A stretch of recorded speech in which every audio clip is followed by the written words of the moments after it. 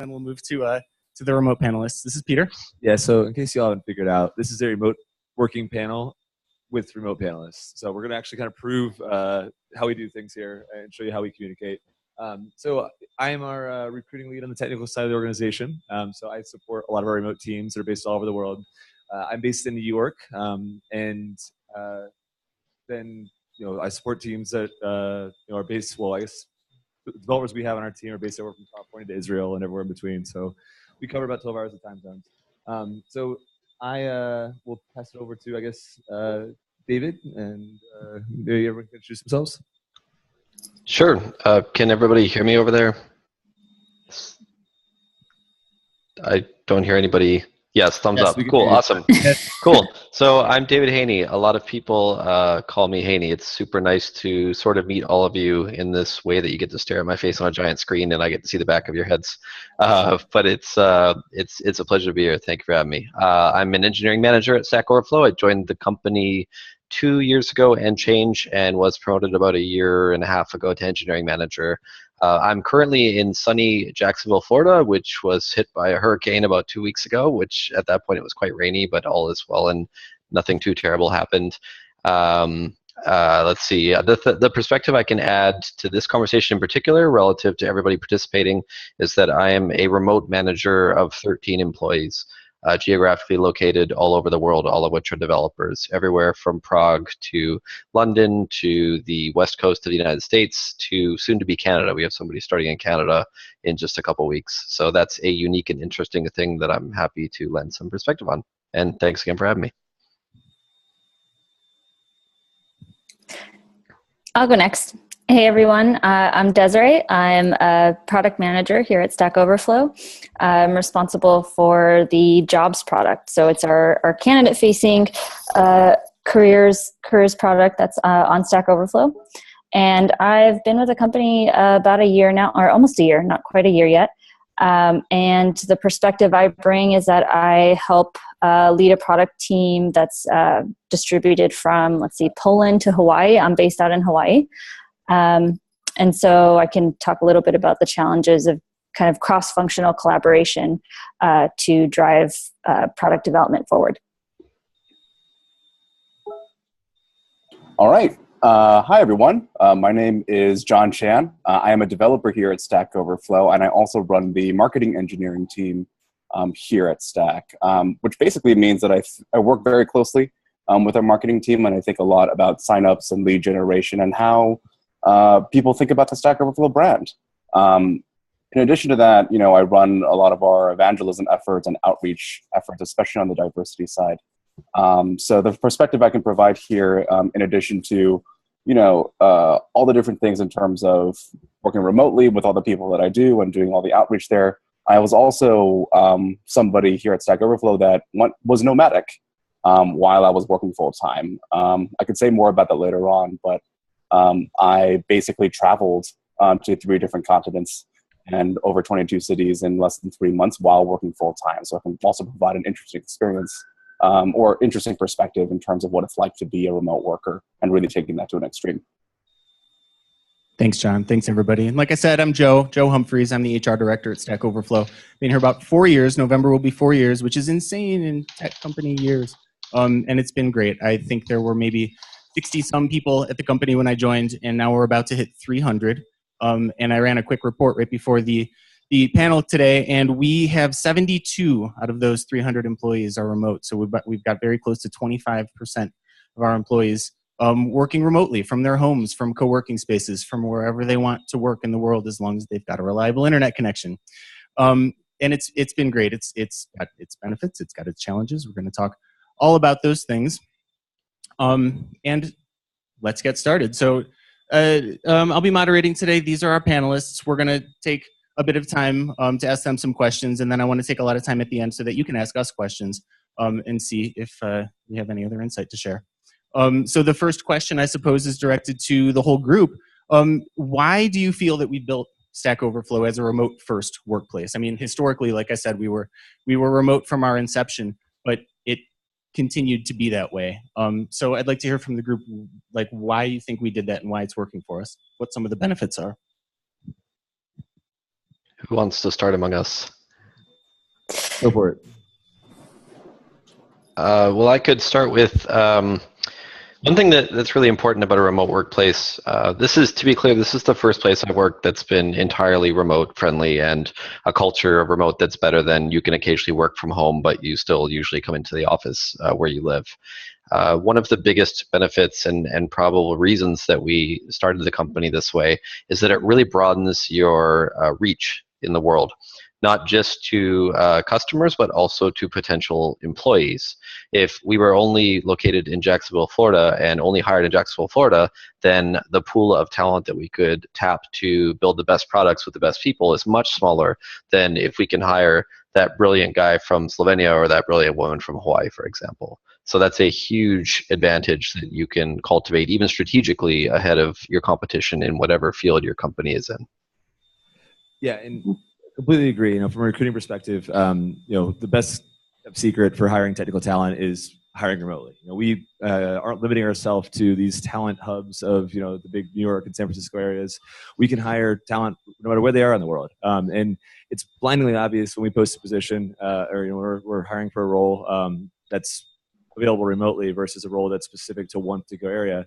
You see it just in your pipelines and how many more candidates you have that express their interest in remote positions as well. And I think another piece of that too, it's not just hiring, but it's also retention is a huge benefit of remote working. You're no longer losing employees for life events. You know, say they have maybe a spouse that's going to school somewhere else and they have to relocate, or they have, you know, some other situation that's happening where, you know, their circumstances require them to move, you know, somewhere outside of where you have a home office. You know, we can retain that talent regardless of what, you know, their needs are and where they're going to be relocating to. And then I think even beyond that, on the retention piece too, is that, you know, when you have a lot of other competitors that are in a particular area, and people are always kind of considering, you know, grass is always greener. You constantly have, you know, other companies reaching out to employees. You know, people tend to move around a lot more. You know, you see, like Joe said, he's been with the company for 4 years, which is a long time in the technical world. But, you know, when you look at the average, you know, kind of span of time that someone's staying with companies in, you know, San Francisco or even New York nowadays, you tend to see a much longer, I guess, tenure in companies with people that are working remotely outside of some of these major talents. I would add one more thing to that, and that not only does it kind of widen our talent pool, so it creates more diverse teams. And from a product perspective, more diverse teams create better products. So it helps bring a lot of different kind of perspective into the product development process. You know, we have someone on our team in Poland, someone's on the West Coast, other people are in New York. So we have a lot of different backgrounds. So it really helps in kind of thinking about the product in different ways, making sure we're including different types of user groups from around the world. So it helps a lot in that area too.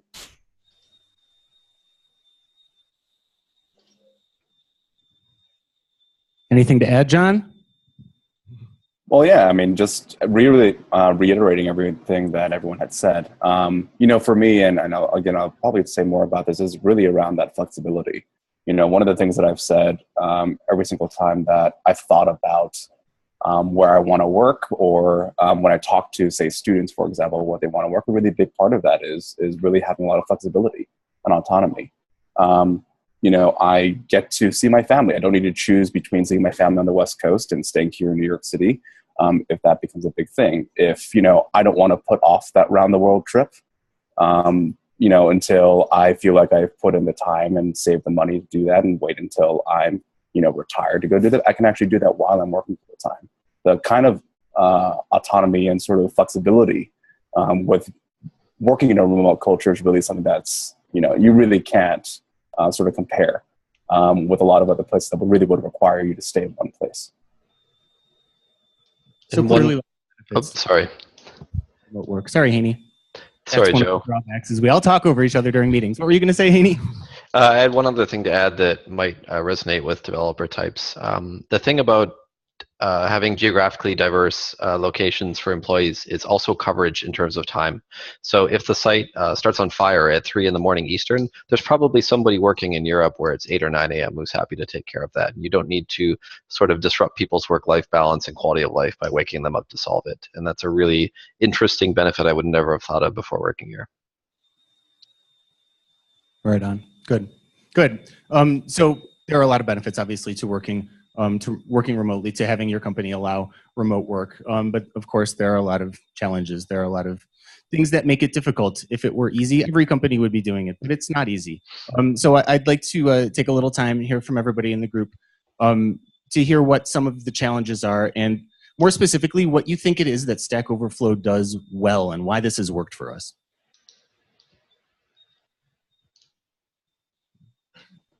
I can go ahead and start with that. I think that one of the number one thing that I keep thinking about is that we really put sort of remote first. A lot of places that try to do remote sort of do it in a way where it's sort of like, well, there is a remote developer somewhere, but they're not necessarily brought in as a first-class citizen the same way that every other person inside of the office would have. For Stack Overflow, we really think about remote people as first-class citizens. I mean, just to give you an example, when we have a meeting to say, talk about a product roadmap or to go through a technical issue or to come up with a new marketing campaign or really anything, everybody gets onto a video chat, whether that's, usually we use Google Hangouts on a day-to-day basis, but sometimes with this more people use Zoom like we're using right now. And everyone is basically on their own. I think a lot of people have had this experience of when they work remote that, they're being relegated to being on the speakerphone that's at the corner of a conference room, right? And those people are generally ignored. But when you have everybody, at their desk, even if they're all in the same physical location on video chat, that everyone's on the same playing field. If, I'm talking with Nada, who runs our marketing on the B2B side, and we want you to pull in somebody else who's working from Hong Kong, we can do that, right? But if we're just in a conference room where you don't have that set up, we can't have that sort of flexibility and really have everyone on the same playing field. Really thinking about putting remote first is, I think, one of the foundations of how we do a lot of things that make remote work for us at Stack Overflow. Yeah, absolutely. I think our core philosophy is that if one person on the team is working remotely, then everyone on the team effectively is working remotely. It's kind of funny, we walk around the New York office and you'll see two of our developers that are sharing an office wall with one another, but instead of just walking in a conversation together, but instead of walking next door to talk to somebody in person, our team just hops into a hangout, and that way if someone that's working remotely wants to participate in that hangout, they can just hop into that same hangout room and come into that conversation from an equal footing. You're never gonna have to worry. We don't really have face-to-face meetings in our office with our technical team. All meetings take place via hangout. It's just a core way to how we communicate. And it ensures that we're never leaving anyone that's working remotely out of the discussion. There's nothing worse than working remotely and finding out about the decision that was made during a meeting 2 days prior, and you're just finding out about it then. It's kind of very demoralizing feeling to be kind of left out of the decision-making process. And I think remote work has sort of a stigma with some people where they are kind of, I've talked to quite a few people that are looking to leave jobs because they're working remotely, and usually it's a situation where they were kind of the sort of guinea pig for that company to try out remote work. And that's when remote work fails, is when you're a company that's sort of saying, hey, let's experiment with a few people, let you work remotely, and then see how it works. And it's almost guaranteed to always fail because the rest of the team doesn't have that remote working or that remote first communication style. And that's when people decide, well, this obviously didn't work with this experiment we tried, so now we're not going to let anyone else ever work remotely. You really need to fully commit to it. You can't half commit to the concept of remote working. Very true. I would just jump in and say, rule number one of having a company that supports remote work is that everybody is remote, even the in-office people. Yeah, the only thing, I work remotely probably about a third of the time, and the only thing that changes when I'm working from home versus working from an office is the background of my Hangout. Other than that, all the workflow, all my communication is exactly the same regardless of where I'm working. Yeah, another thing that I hear a lot as a manager is around people feeling isolated. So a nice thing about an office is that there's a work-life kind of separation that's very clear. You don't go to your office on weekends, and you don't really work from home very often. But when you work inside of your home, the line can become very blurry.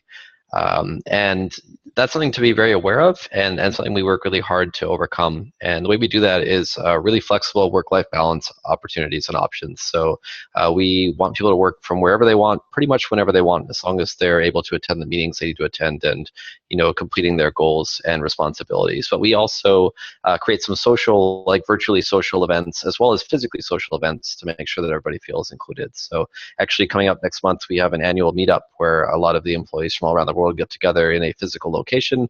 This year, I believe it's in Philadelphia, and get together to have a couple meetings, socialize, get to know each other. Being in person for a couple of hours or even days can really change the way that you communicate afterwards online. We also have some virtual events like remote beverage bashes, which typically occur on a Friday around 4 p.m. on one or more time zones. Well, actually, it can only be 4 p.m. literally at one time zone, but sometimes it's the UK 4 p.m. versus the US 4 p.m. And that's where you can come and just shoot the breeze and converse. It's not like we don't want to have the event be alcohol-centric or anything, which is why it's beverage most of the time. I think at one point we were calling that a beer bash, and then we realized that just because it's 5 o'clock in one location does not mean it's 5 o'clock in all time zones. So now it's a coffee bash for some people and a beer bash. Yeah, exactly. When it's when it's on 3 p.m. UK time, I'm not exactly going to get up and crack a beer at 9 or 10 a.m. my time for sure. And it's a really nice event, actually. It's something we started doing regularly about 2 years ago and has been a big hit. People look forward to it. It's a great way to unwind and talk to your friends at the office. And that's important because being in Florida, well, John is in New York and Des in Hawaii. It's not like we can go get a burger after work or something, which is an advantage that you have in person. But it's really nice to be able to sort of level that field by doing things virtually and sometimes physically to accommodate. Other things are our offices, as you probably have noticed being in there, are pretty high tech. We have some really great gadgets and really nice commodities and hardware. We have those same things in our house. The desk that I'm sitting at right now, furnished by the company, goes up and down automatically. It's a standing sitting desk. I have a nice Herman Miller chair that I'm sitting on right now that is the same chair that people in the office have. There's no sort of second class aspect where we shortchange the people who don't choose to work in the office. So that's a really nice part of it as well that helps to level it. Yeah, it all comes to just making sure that we're treating remote workers and giving them the same benefits that we give to anyone that's in office too. It's like John mentioned earlier. Remote workers are not second-class citizens, and when it comes to the bev bash and things of that nature, a lot of that is really kind of things that we're doing to build a culture of remote work and actually build culture for remote workers. One of the things you see this office. We spent a lot of time and effort into making this office a place that people really like to be and has a very nice, positive kind of culture. Not anywhere anyone's going to ever regret going to work in the morning, but we want to build that culture and extend that beyond the walls of this office as well, and really build that for our remote employees too. And that comes to like Haney was saying, we do larger company-wide meetups once a year, as well as smaller team meetups, usually once a year as well. So at least 2 times a year that team members are actually getting together in person. And that FaceTime is really important. It does change the way you communicate. Building those relationships in person. There's really no substitute for that, even with Hangouts and technology that we have nowadays. But yeah, we're constantly trying to do things to actually kind of create a culture and make people that are working remotely feel like they're part of the culture that we're developing as a company. One thing I'd add is the kind of challenges that product development teams face. Personally for me, we have the time zone difference between Hawaii and Poland. So I'm about 12 hours apart from some of my teammates. And like as a product manager, I have to have quite a bit of overlap between developers, designers, people in marketing, sales. So we do have to kind of make a little bit of extra effort to make sure that we have some overlap in time. So my teammates that are in the UK, they tend to stay on, they start their day a little bit later and they leave a little bit later. And they do that by choice. I start my day much earlier than everybody else, just to make sure I have a little bit of overlap. And as a team, we work harder at it together to make sure that we're still getting all the things we need to get done. We communicate if we're going to be in different time zones. That's kind of a mutual understanding that we keep each other in the loop of where we're at and when we're online, so that we don't drop a ball anywhere and that we keep things moving forward. Good. Anything else to add, guys? Okay, let's move on. I want to ask this question to everybody, but I want to start with Des as the newest member, the newest hire here on the panel. And the question's about onboarding. Onboarding is a challenge for an organization, whether or not it's a remote organization. But as you can imagine, if you're onboarding somebody who's 12 hours away, it comes with its own unique set of challenges. So with a remote team, like I said, the problem becomes more difficult. Everybody talk to us about what we've done to build an effective onboarding process, regardless of time zone and location.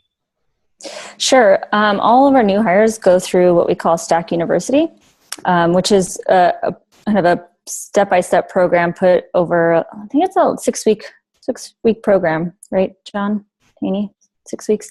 Yeah. So everybody gets put through the Stack University. You're paired up with a mentor, and you kind of have a schedule of all the important people you need to meet, all the important documents you need to go through. They kind of walk you through onboarding so that it's a buddy system. You have someone to really show you the ropes, introduce you to the people you need to meet, because we're not in an office, so you can't just kind of take a tour of the office and go knock on anyone's door like you normally would in an office. So that's worked out really great to make you feel like you're fully onboarded. You get a good sense of your surroundings, the projects you're working on. Stack University focuses on every product team. So you get an intro to every product team. What are all the major projects? The structure of the organization, who's working on what. And that's been really successful. I think it made things a lot easier for me when I first came on board to know who's who and what I needed to be working on. Yeah, another part of that is just around having office managers. So each of our physical offices has a manager dedicated to kind of meeting the needs of the employees, who can get them the things they need and things that would help them do their jobs better. And we actually have a virtual office manager who does a totally rock star job of it. I hate that term, but she's awesome, and is just responsible for the remote employees and coordinating delivery of things like desks and hardware and making sure that everything arrives and checking in and actually also coordinate some other kind of fringe benefits where each summer, as of the last 2 summers, we've done like a day at the beach where employees physically in the office might take the afternoon and go to a summer party, but then the remotes are also given an afternoon to go and have a party of their own as well, be that with friends, family, or solos. So it's really nice to have somebody dedicated to the needs, and again, another way that we keep people from sort of falling behind remotely and being ignored or sort of not getting what they need. John just took us on a nice tour of the New York office, the lunchroom, and the coffee bar. John, do you have anything to add to the topic? Really, when it comes to onboarding, yeah, what everybody has said. And what's really amazing to me about onboarding at Stack Overflow is that it really is sort of agnostic to whether you're in the office or whether or not you are remote somewhere. I mean, I recently brought somebody onto my team. And, when I first started here at Stack Overflow, I was not remote either. But the onboarding process really hasn't changed too much other than, in terms of the structure of how it works. The structure of it hasn't really changed very much in terms of just like the content and number of people. That's really all that's changed. It works really well for people in the office as well as those that are outside of it too. Yeah, along with the Stack University that's specific. So each team has sort of a customized Trello card that is sort of the Stack University for that team, going through and meeting all the stakeholders that team member might be working with. So it's a little bit different whether you're on design or the development team or product management team. But along with the individual onboarding for different teams, we also do, for anyone in the company, we have sort of a 4-week rotational schedule where basically every 4 weeks, each of our executives gives a talk that they have kind of discussing the state of their part of the business and what their part of the business is working on. So instead of coming in and just learning what's happening on the dev side of the organization, over the course of 4 weeks, just so we're not overloading everyone the first day or two, over the course of their first month, they'll be hopping into a rotational schedule and meeting individually with each of the executives and learning about how every part of the business operates and works. And I think that kind of is useful for a big picture, kind of holistic view of the organization. Does everybody in here know what Trello is? Do you use Trello? I see heads nodding and hands raising. It's great. It's revolutionized how we do onboarding. It's free, and it's from our sister company, Pod Creek Software, just like we sprung from Pod Creek Software. Sorry. Daz, I'm going to come back to you. Give us a day in the life. What's it like for you to work remotely? How do you communicate with your team? And how do you feel that it would, how do you communicate with your team and like what tools do you rely on really heavily?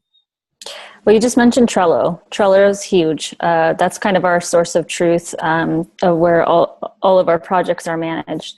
But day to day, so we use chat all day long. We have a dedicated chat room. Every team pretty much has their own chat room. And that's how we know when people are in or out. So as soon as you come in the morning, we drop in a, hey, good morning. And then it's kind of the place where you can talk about just random stuff, or we ask questions about what we're working on, and the team kind of collaborates together. So we have our own chat room, but then there's also a bunch of other chat rooms. We have like a break room chat room. We have one called Joel's room, which is kind of more company-wide stuff goes on in there. So there's a bunch of different chat rooms that you can kind of pop in. And what's nice is that you can see everyone's chat room. And so if you have a question, like if I have a question for marketing engineering, I'll jump in and ask John a question there. Or if we have a conversation going on in our own chat room, but we have a question for John, we don't have to go to his chat room. We can just ping him in ours, and then he'll get notified and he can drop in and answer our questions. So that helps a lot.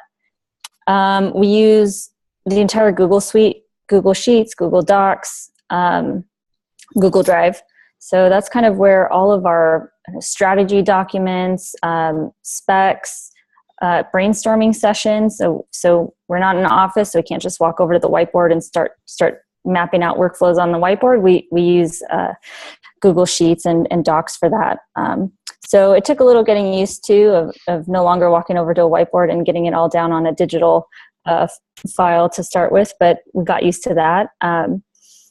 And once everything kind of moves off of the Google Sheets and strategy phase, and we're moving into implementation, then we really rely on Trello heavily. We had to get really disciplined about making sure we're recording things. So if we have a meeting and we make some decisions, then we go back to Trello, or we go back to the Google Doc and make sure we update it with the outcome. That way no one ever feels like if they miss a meeting, they miss what happened. And everyone's in the loop. You get all the notifications through Trello. And so that's great.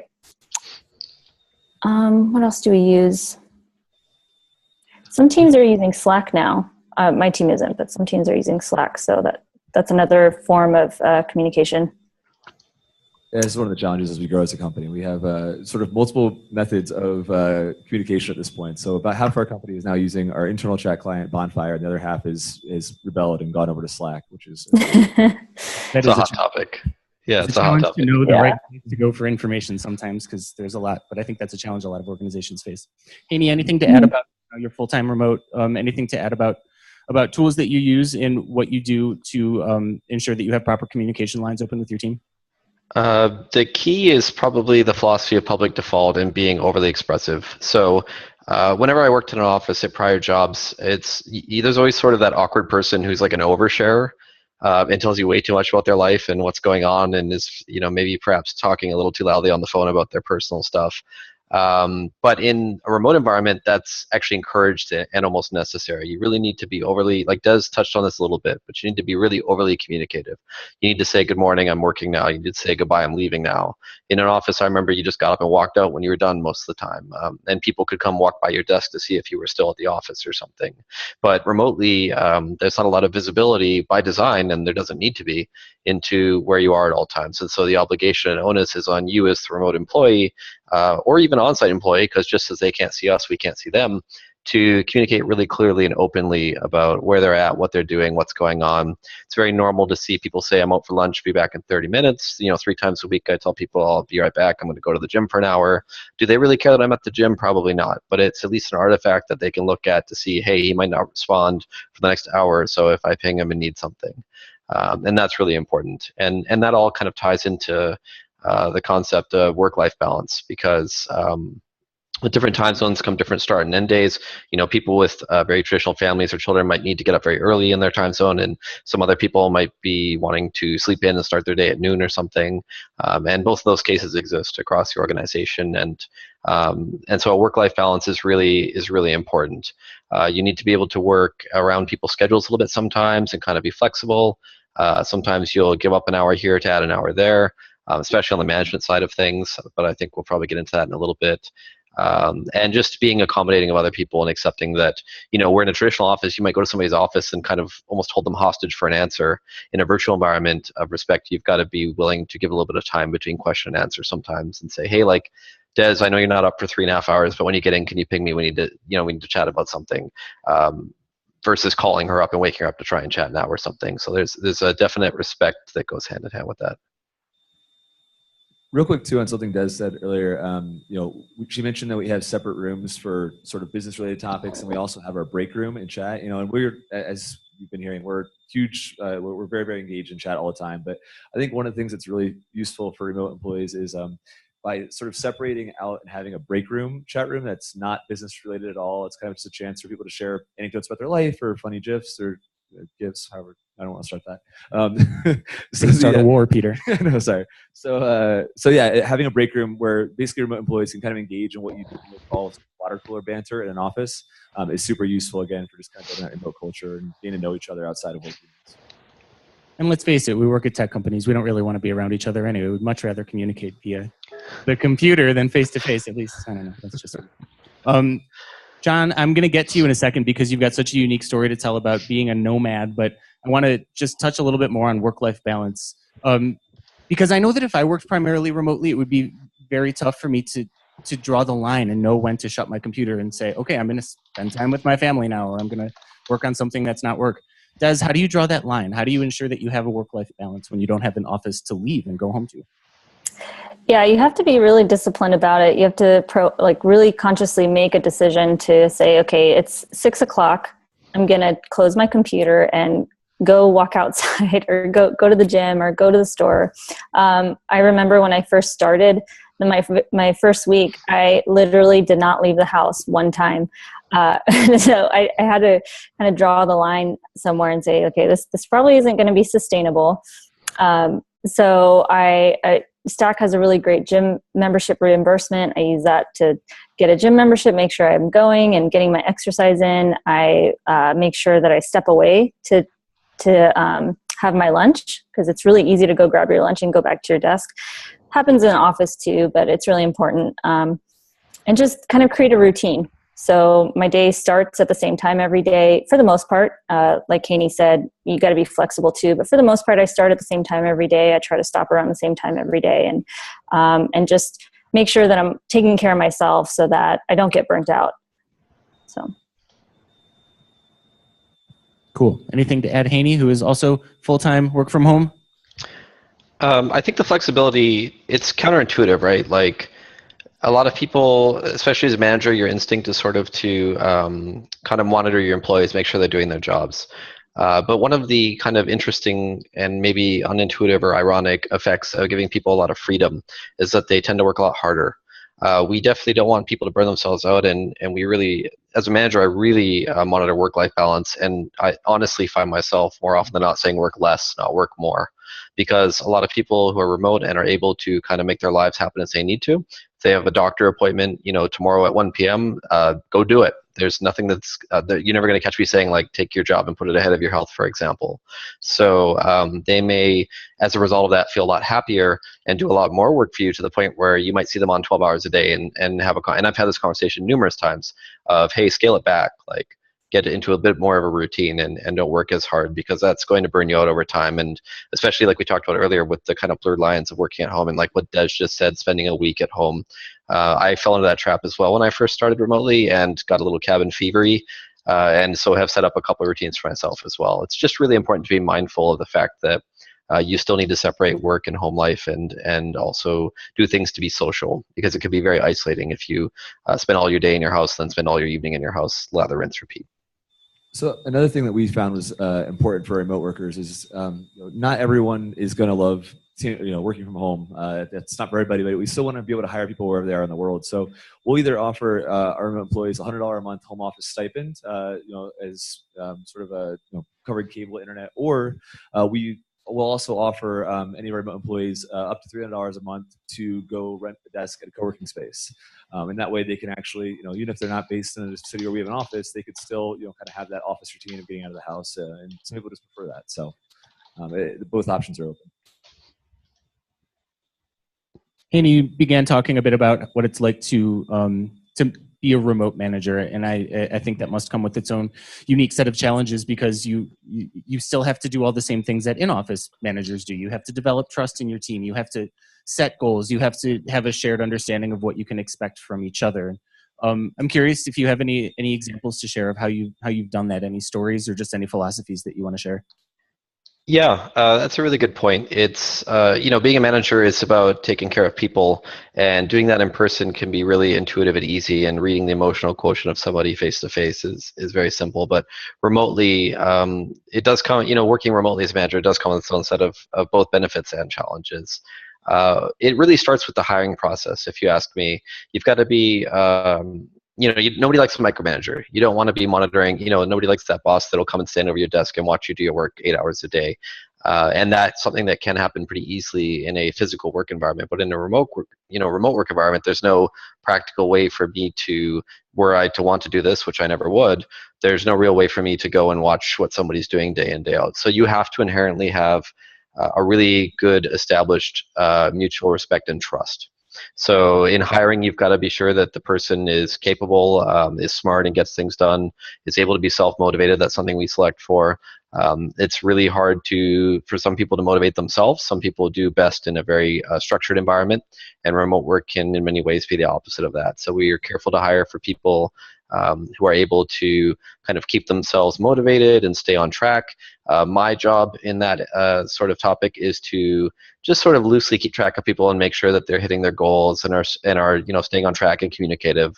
I need to correct for if somebody, for example, is not being very communicative. If somebody kind of falls off the radar for a day, life happens. It's gonna happen here and there. But if it becomes a pattern, then that's something that I need to address sooner versus later, because you've got to resolve those issues quickly to protect the culture of your company, which is something that gets defined by the actions of the people. So it's, the trust has to be there. Starts in hiring. You just have to cultivate it over time by being very direct with people and honest. Things like one-on-ones become actually a lot easier. When you're in a physical environment, you might see somebody walk into the manager's office to sit down and chat, but you can very easily have a one-on-one conversation and, in private without prying eyes or the opportunity for anybody to kind of overhear what you're talking about. We don't like to do very many secret things, but I would say that's one of the exceptions in talking about somebody's like personal performance and goals. That is a candid conversation to be had in private. So trust, like I said, trust is there, clear communication is there. A lot of our work is done very asynchronously. I talked earlier about the fact that there's many time zones that are disparate, and with that a lot of coverage, but with coverage comes a lack of overlaps. So not everybody's going to work at the same time of day. So part of my responsibility and job is to be fairly flexible to my employees. Some people will want to meet with me occasionally at 7 a.m. my time. Maybe that's a little early for me, but that's okay. Some people might want to talk to me once in a while at 10 p.m. my time, and sometimes that's a bit late for me, but that's okay, as long as they're kind of exceptions and not regular things. But that's one of the challenging parts of managing a team that has a span of about 13 hours, I think, total across time zones. And then asynchronous communications. So you got to continue to be clearly communicative, especially when you're not always going to be working at the same time. If you are working on something with somebody who's maybe on the West Coast and you're over in Europe, the West Coast person, or the European person being ahead, will need to leave some notes when they sign off for the day, like, hey, I'm signing off, and just so you know, person that I'm pinging in chat, here's where I'm at with it, and here's where you need to go with it from here, and I'll see you tomorrow, that sort of thing. And then in setting goals and whatnot, we do have a meeting once a week that's mandatory for all people on my team. It's Mondays at 3 p.m. Eastern time and lasts about an hour. It's really hard to find a perfect time for everybody, because for some people on the team that's noon, and for some people on the team that's literally 9 p.m. It's the one kind of hard and fast thing that we enforce, and that's to be sort of a common point to keep everybody on the same page, make sure that goals are communicated clearly. Administrative stuff like review season or just communicating things from HR or the company in general are done at that time. Everybody kind of syncs up and talks at a high level about what they're working on and how it's going. And that's a really important thing to do as well. So the whole thing is really a very careful and respectful trade-off of people's time and local time zones and their what's important to them to the needs of the company, and making sure that we do occasionally kind of sync up and get everybody on the same page. Right on. As your job as a remote product manager can be probably just as challenging as what Haney just described. I'd like to hear your perspective too on how you can be a product manager from home. Yeah, one thing I wanted to add is that we take a really iterative approach to how we manage our team. And so a lot of it is trial and error. So if we find that something's working really well, great, let's keep doing that. But we do make it a point to constantly pay attention to what we're doing and tweak and experiment, and that way we're just getting better. So we have a monthly retrospective that's pretty much focused on process and how development went the month before. So we focus on like what went really great, what do we maybe need to start doing, and what do we need to change. And then we'll experiment. The next month we'll tweak. So this month, what came out of our last retrospective was, instead of a weekly meeting, which Haney's team does, we decided to meet twice a week for 30 minutes. So we split that hour into two meetings to kind of help us have shorter meetings and surface any issues that come up faster, and see if that helps us kind of remove any impediments or bottlenecks that come up. So I think having that kind of mindset of this is always a work in progress, and staying flexible, respectful, and just giving things a try, experimenting, has really helped us a lot. Awesome. Good. Good. So while many companies and employees are busy wrapping their heads around remote work and how they can make it work for them, Mr. John Chan has taken it a step farther. And I think at least twice over the past year, you've gone completely nomadic. You just picked up and left. You were gone for like 3 months at the end of last year. But yes, that's right. That works the whole time. And I can personally attest to it because I was working on some projects with him. And I know that you had to pull some crazy hours, but you made it work. And nobody was ever like, where's John Chan? So yeah, how'd you do that? Yeah, I mean, I can tell you, so I'll sort of talk about it in 3 different parts here. So I'll talk about sort of the motivation to sort of preparing and actually figuring out how that logistically worked, and then 3, what that actual experience was like. So first, in terms of the motivation, I mean, we've talked about all these different benefits in terms of why being remote is so advantageous for teams, in terms of like, well, you get coverage, you also get all the benefits of being able to hire outside of your sort of a 50-mile radius. But really, one of the big things on a personal basis is really just flexibility. I've actually traveled for pretty much my entire professional life. Before this, I was a consultant, and I took 4 flights a week for my work before I joined Stack Overflow. And, about a year after I had worked here, I decided, well, since we already do remote work so well, would it be crazy if I decided to try and take it a step further and do it nomadically, right? What would it mean if, instead of me being remote and staying in one place and working full time like all the other developers that I knew on my team, what would it be like if I just had a different background behind me every single time that I came onto a Hangout? So this really started as an experiment, really. I spoke to my manager about the possibility of this, and really not much has changed other than the fact that I might be in a different time zone more often, and that time zone would change more often than in other places. So in terms of thinking about this logistically, right? I mean, here in New York City, this is where our headquarters are. I found that a sweet spot for us was like 10 a.m. to 2 p.m. 10 a.m. to 2 p.m. when I was in Europe, for example, was 4 p.m. to 8 p.m. In Asia, that is exactly a 12-hour difference. That's 10 p.m. to 2 a.m. And, 4 hours out of the 8-hour day, I can spend those 4 hours and dedicate those to making sure that if there were meetings that I had to be in, Haney mentioned a weekly update that the core team does or his team does. I was in a bunch of those too. So making sure that stayed in that window, and if anybody needed to get in touch with me, that they did during that window. And then the other 4 hours were dedicated to the things that I didn't need other people's for. This was coding, writing docs, looking over specs, taking care of email, all those different things that were asynchronous from the teams that I was working in. And as a result of that, all I needed was a stable internet connection and making sure that I had my laptop and that I knew what I needed to do, and it was really well communicated to all of the people that I was working with, that what I was doing. I sent them, here are all the places that I'm going to.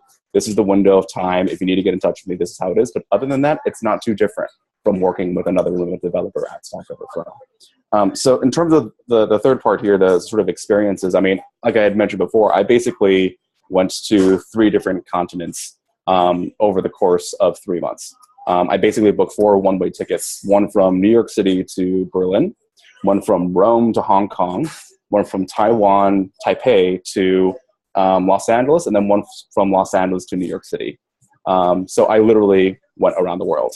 And for the first leg of that trip, I was in Europe and going to a different place.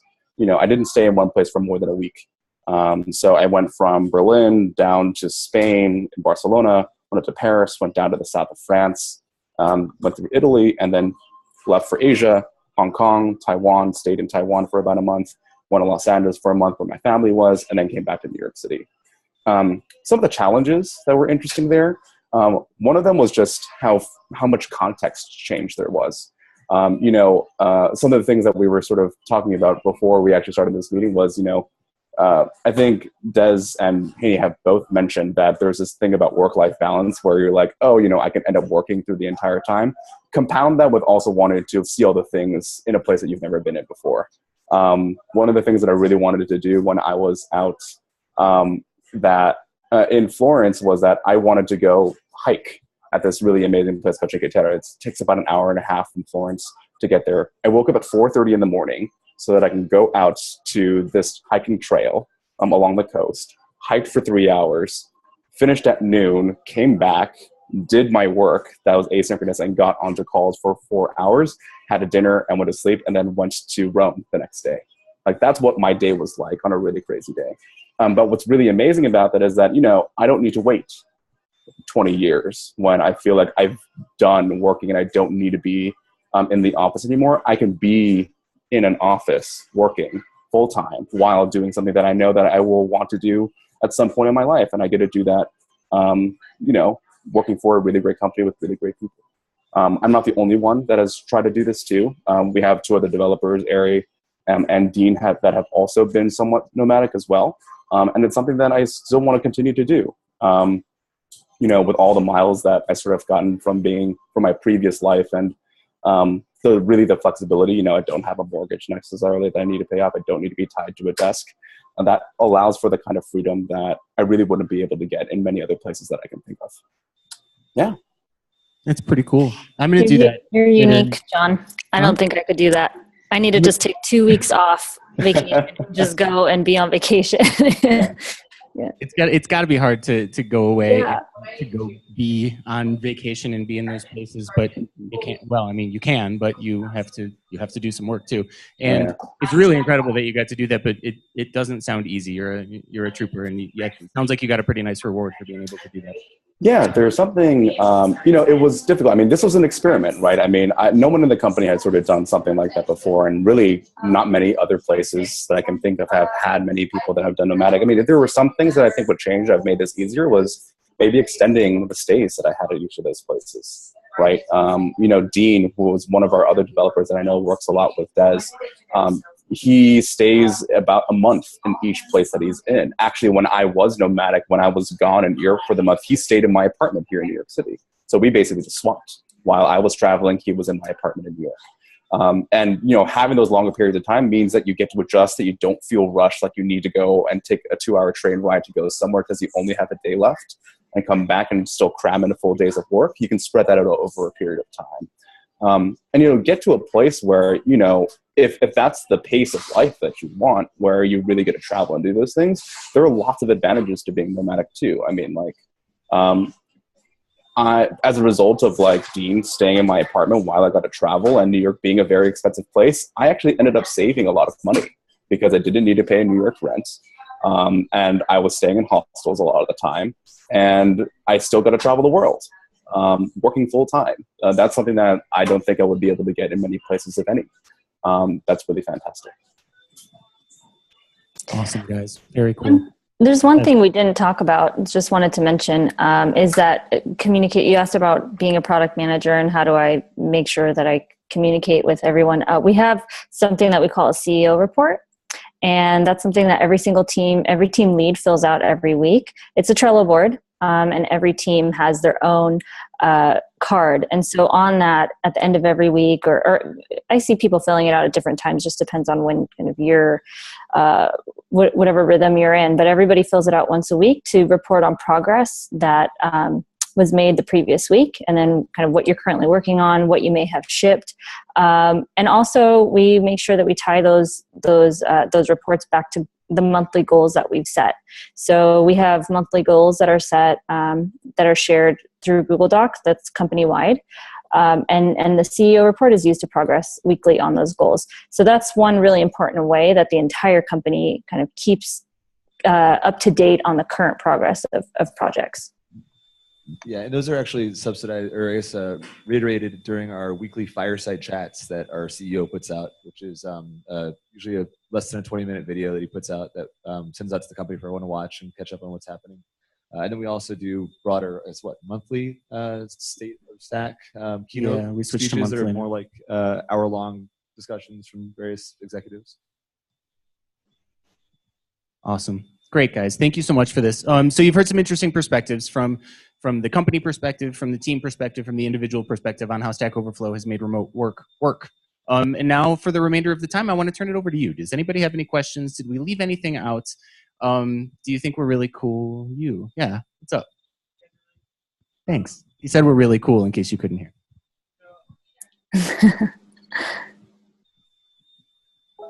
So I was wondering about the 25% of people that work remote versus the 75 that work in offices. And if you could speak to like the demographics, are most of those 25% of people developers? Are there certain roles that do work better in offices, and why are 75% in offices? Are they hired to be in the office, or did they choose the office? That's a really good question, because as much as we promote remote work, it's not like our chefs can't work remotely. Sorry, Corey and Alex, you got to be in the kitchen to cook us food. But primarily, to answer your question, it's development and product managers, I think, are the main groups. I think our design team is 100% remote. We don't have any designers that work in an office. Our site reliability team has a lot of remote workers, and our community management team, the moderators, they work primarily remotely too. Our sales folks, for example, and marketing, sorry, Aaron. There's a bunch of marketing. That's relatively new. We hired our first remote marketing people about a year ago, too. Our sales folks, for example, maybe a little over 100 people in the organization are sales. And I think that a lot of people would agree that it's beneficial for salespeople to be around each other, to hear each other pitch, to be around each other, to learn about the product together, to have huddles. And so for that reason, we have very few remote salespeople. There are some exceptions to that rule. Like Peter was saying earlier, life happens, and sometimes a really good employee with a really good job doesn't want to leave, and we don't we don't want to leave that relationship. So we do everything we can to make it work so that we don't let geography stand in the way of a good relationship with an employee. Yeah, the 25% was probably deceiving, because if you take sales and marketing out of that, I think if you look at our technical organization, we're actually about 70% remote.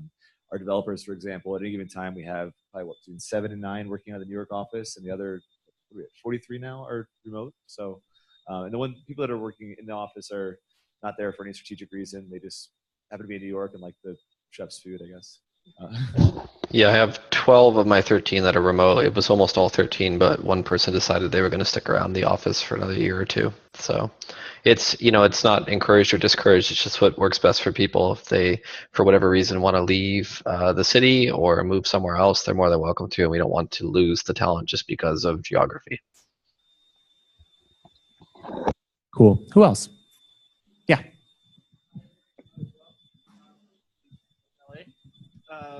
How'd you guys, I guess, not remote, but how'd you guys come to decide on tools? Like, I think you said Trello, slowly adopting Slack, stuff like that.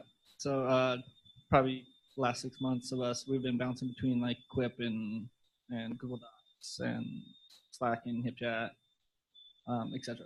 I think we were fortunate that we got it right the first time in a lot of instances. So, and we're also fortunate because our own development team built a lot of the tools that we use. So Trello, for example, is a Fog Creek product. FogBugs is what we used to use. Engineering use Trello? Yeah. What's it? FogBugs. Our chat rooms, before we used Slack, we had our own chat. Before Slack was cool, we had our own chat rooms that we built in-house. I think a good example of kind of getting it wrong before we got it right was our video conferencing software. Google Hangout used to work for everything when we were a teensy little company, but there's a limit to how many people can be on a Hangout. We tried Video, was it? What was it called? Yeah, Video. Video. And I couldn't tell you why, but it didn't work really well for us. Zoom is an excellent product. I think Zoom has a presence in this city. Is anybody here from Zoom? No? Well, if you know anybody who works at Zoom, tell them that Stack Overflow loves them. Anybody else have anything to say about tool selection and what works and what hasn't worked? It's mostly organic. A lot of it has come from just the people that founded the company doing the things they knew how to do. And you generally, the philosophy we sort of generally have, and I think a lot of software companies have, is you don't need to change something unless there's a really compelling reason or it's really broken. We happen to use TeamCity because it solves our build process problems, and until it doesn't, that'll be what we use. Same thing for GitLab. We could have just as easily started with GitHub, but that was the tool of choice for various reasons, and until there's a really compelling reason to switch it, we probably won't. We have much bigger fish to fry and many other things to invent and create and do. And so I couldn't sit here with a straight face and say we had some really great strategic reasons. I would mostly say it formed organically as the company grew and as people with skill sets came on board to influence the decisions. Whoa, hands, lots of hands. Peter, give a microphone to somebody. There you go. Hi. Hi. Is Stack University physically, you have to be present? Is it remote or some combination? It's fully remote. So we use a Trello board to make sure that the person that's being onboarded knows who they're meeting with and knows their schedule, and it's all kind of lined up before they even start on day one. So you kind of have a roadmap of your first 6 weeks with Stack. Mm-hmm. It's laid out. So what, first day, first week. So you have kind of milestones that you're supposed to hit as you progress through the Stack University kind of roadmap. Mm-hmm.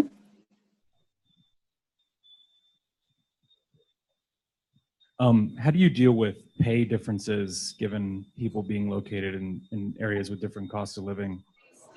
We built a really complicated spreadsheet, and we've done a lot of research on what developer, we primarily developers, because I think the dev team is it's the remotest team.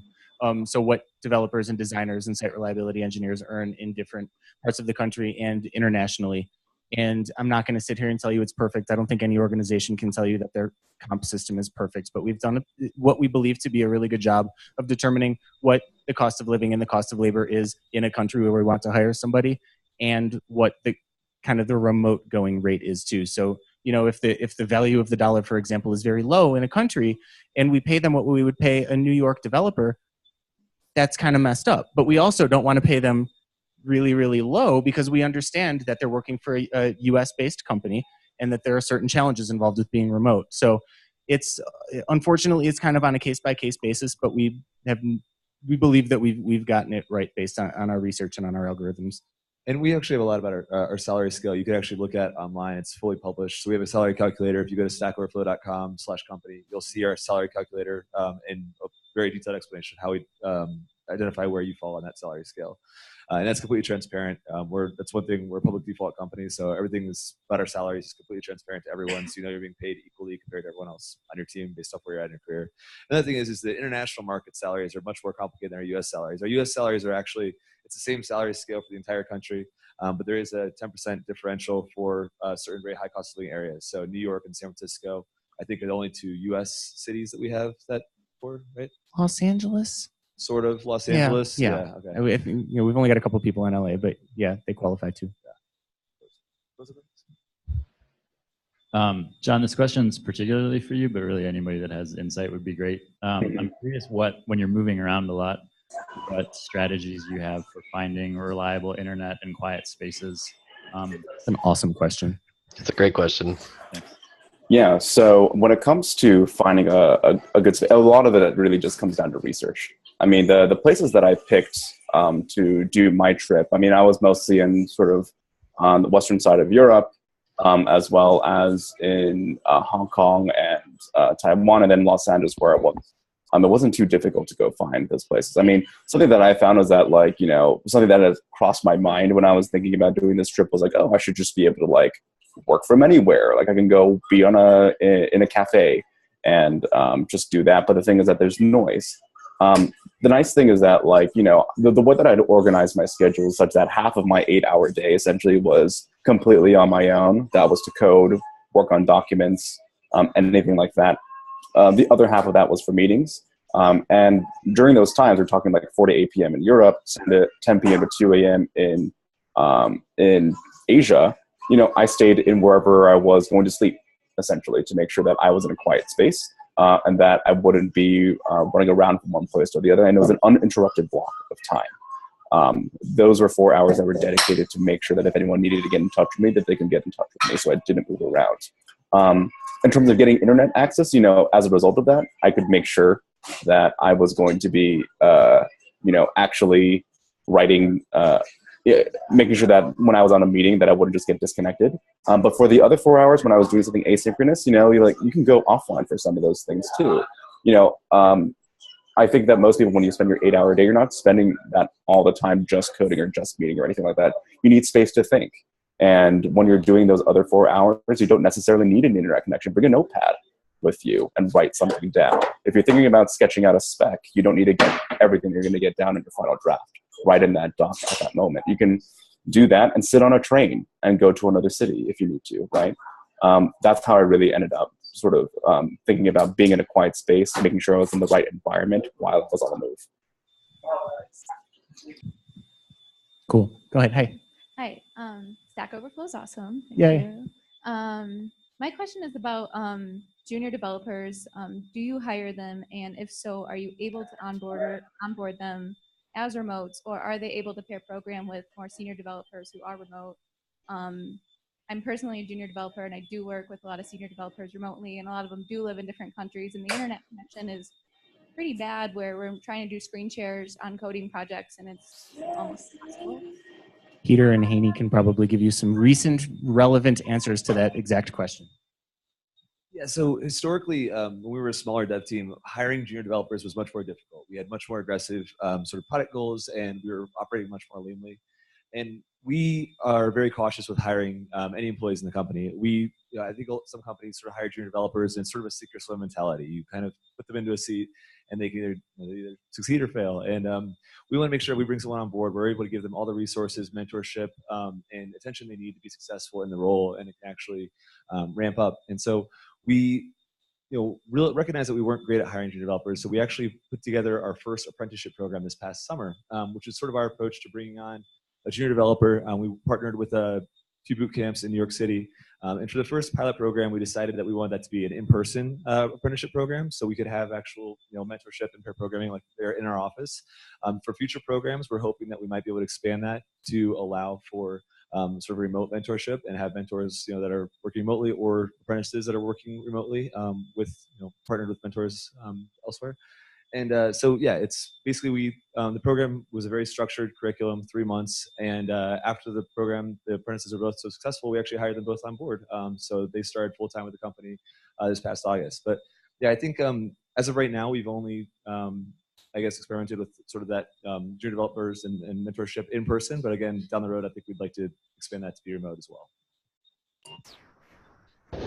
Yeah, I don't have much to add to that. It was a really wonderful idea that worked out really well. We got 2 really brilliant people out of it that we may not have otherwise considered at a prior state of the company, which was great. It was really, like Peter said, it was really important to have them on site for the first version because there were so many variables that we weren't sure about, such as how it was going to go in general, or how we would know that we had hired like qualified and good candidates for the apprenticeship program, and if we'd be able to give them the proper experience they deserve in the process. That we tried to confine and control a lot of the environment by having them on site in this first kind of dry run. What I wouldn't be surprised to see happening in the next iterations is those two past mentees and apprentices, now developers, perhaps mentoring the new set in a vicious cycle of perpetual mentorship. And they might be able to do that remotely as well. So it's been a really wonderful way to even further expand our reach and tap an even broader talent pool. Just something to add to, oops, sorry, Peter, were you going to say something? I was just appreciating the vicious cycle of apprenticeship that we're developing here. Yeah, totally. Yeah. Something to add in terms of mentorship and when it comes to junior developers, and this isn't necessarily around hiring, but if you sort of want to bring some sort of involvement of junior developers in a remote culture, so one of the things that we had done at Stack Overflow, even before the apprenticeship that we did, was a mentorship program where we partnered with a number of different organizations, and we actually tried to we've done this successfully with our remote developers too. So the organization that we were working with is a company called Andela, where they're trying to train developers in the African continent. They had developers that had really never coded before, had some background in it, but weren't considered senior necessarily out in Lagos and in Nairobi. And one of the really big things that we did was that we made sure that the people that were going to be mentoring those junior developers were coming from Stack Overflow. We paired a developer here at Stack Overflow with one of the junior developers that was out in Africa. And we ended up doing an 8-week mentorship program where basically each sort of fellow that we were sort of calling them these junior developers was matched up with a senior developer. And we ended up being in 8 different locations over the span of 4 different countries, and being able to do mentorship with flying colors. By the time that we had finished with these mentorship programs, at each of the end of those 2 cycles, we had unanimously good feedback about those things. So not necessarily full-time sort of junior development hiring, but there is a path where you can sort of take the lessons you learned from remote work and still apply them to junior developers. Let's take a couple more questions. Yes.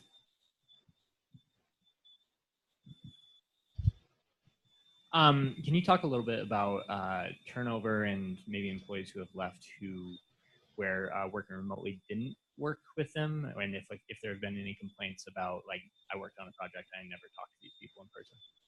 I think since I've been with the organization, rumor has it there were 2 people who didn't work out because they were remote before I got there, but we don't know about them.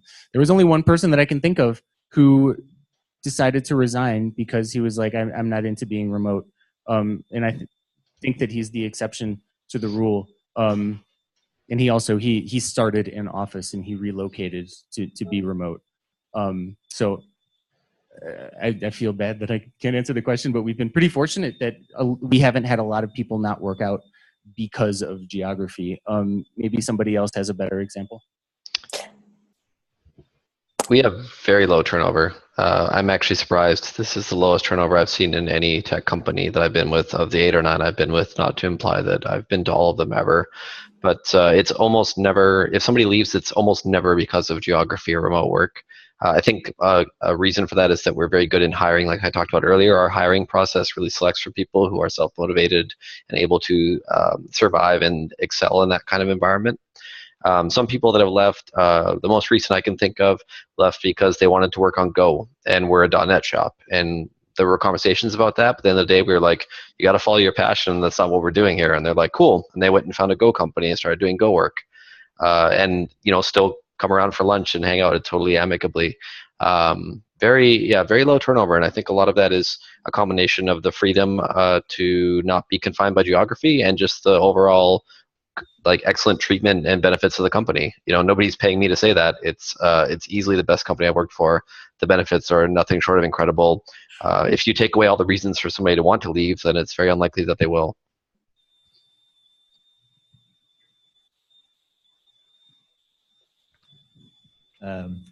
Stack Overflow is great. Because you probably have developers coming in who are fans of Stack Overflow and users of Stack Overflow, and that's something that people do in their time throughout the day and working when they're not monitored.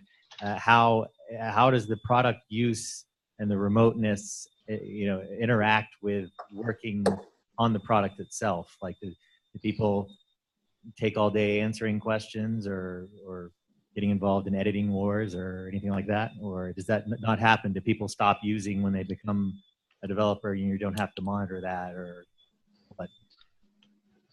There's I feel like I'm monopolizing the answers here. I'm going to start this one and then maybe John or Des wants to jump in.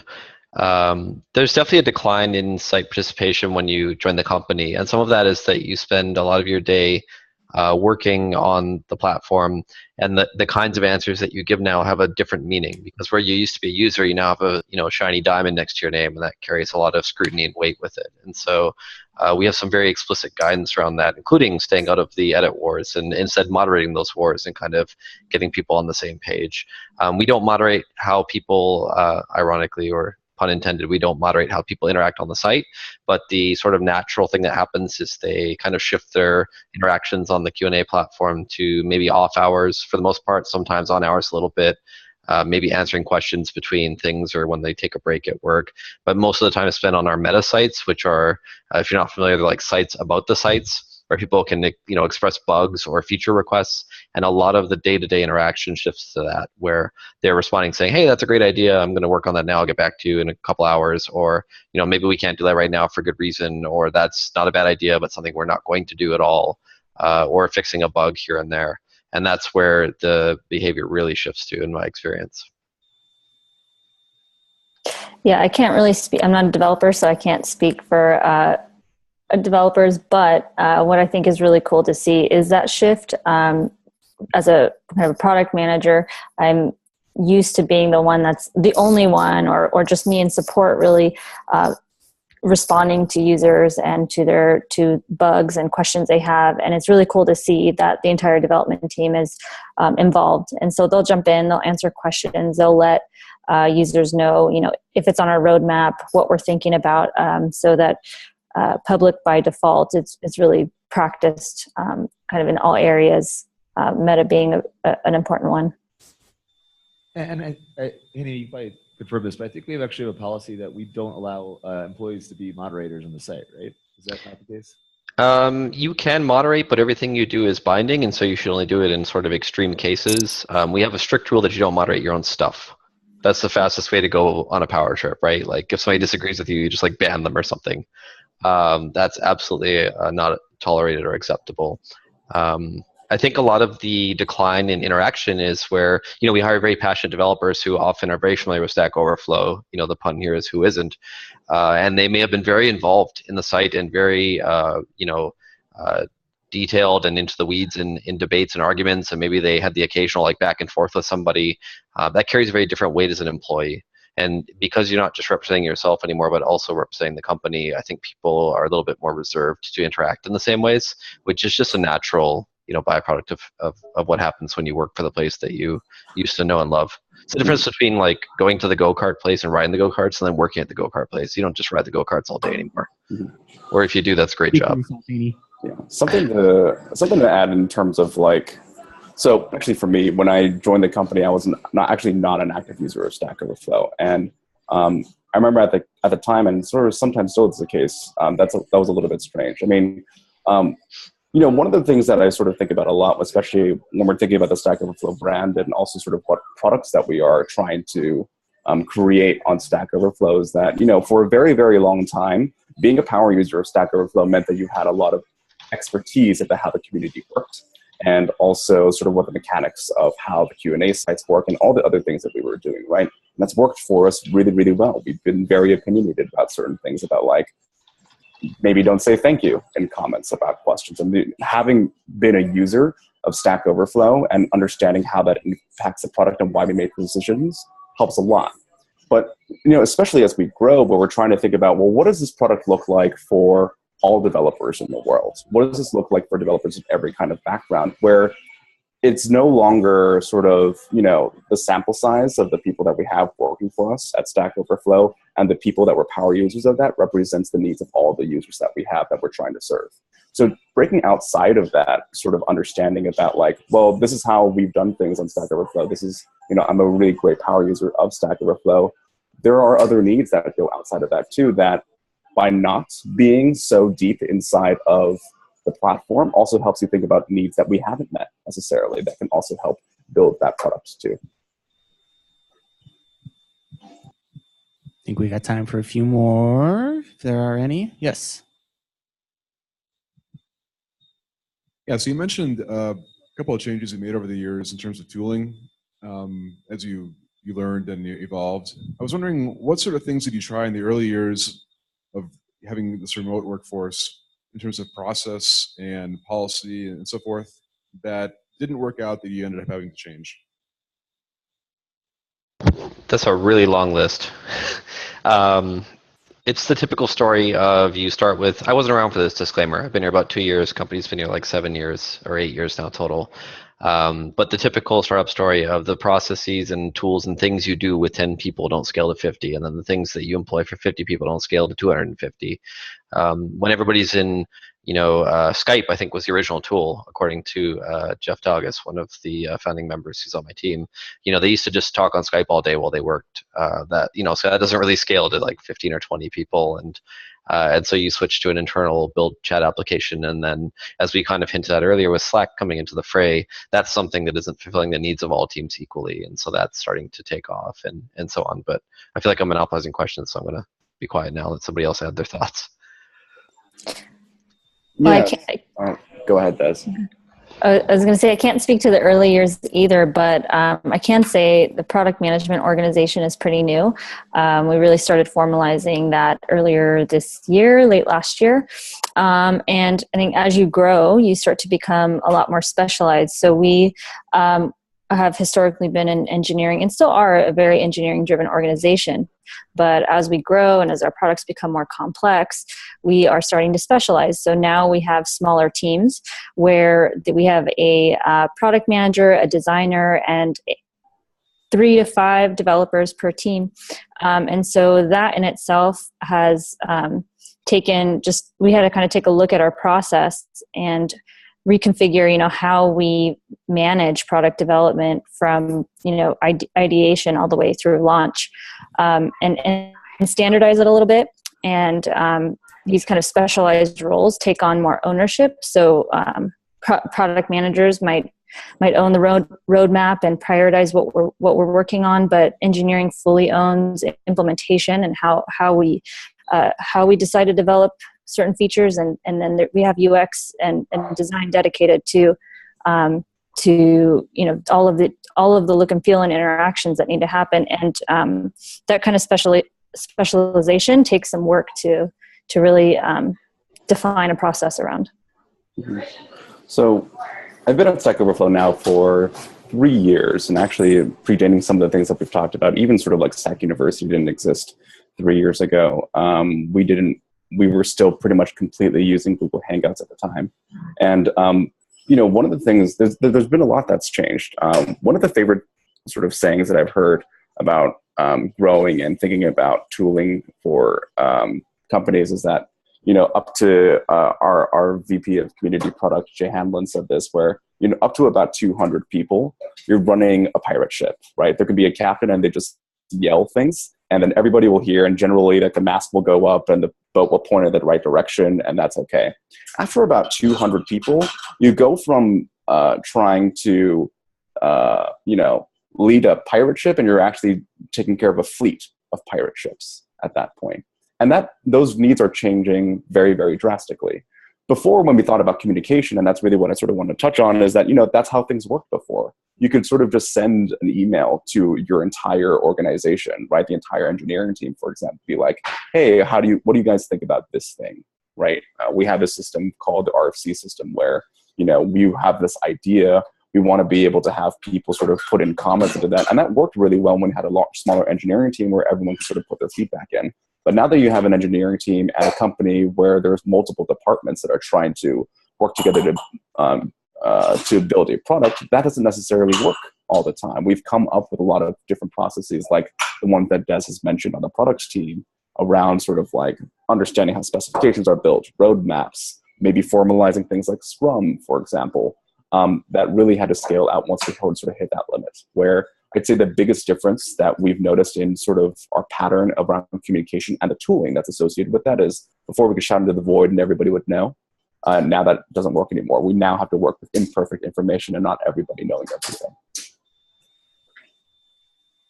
We're about ready to wrap it up pretty soon. We could take one more if there's one more. Otherwise, I would like to invite everyone to grab a beer, have some wine, enjoy some snacks from our chefs that they made. Anything else from our panelists, from our expert panelists? Thank you all very, very much for taking time out of your day. Thank you for having us. Thanks for having us. Thanks for hosting, Joe and Peter. That was awesome. Mm-hmm. Thanks, guys. Great job, guys. Yeah. High fives all around. Enjoy. Bye. Have fun, everybody. Definitely get on board with the chef food. It's awesome. It's amazing. It's the worst part of being remote. It is. That is the worst part of being remote. See you guys. See you later.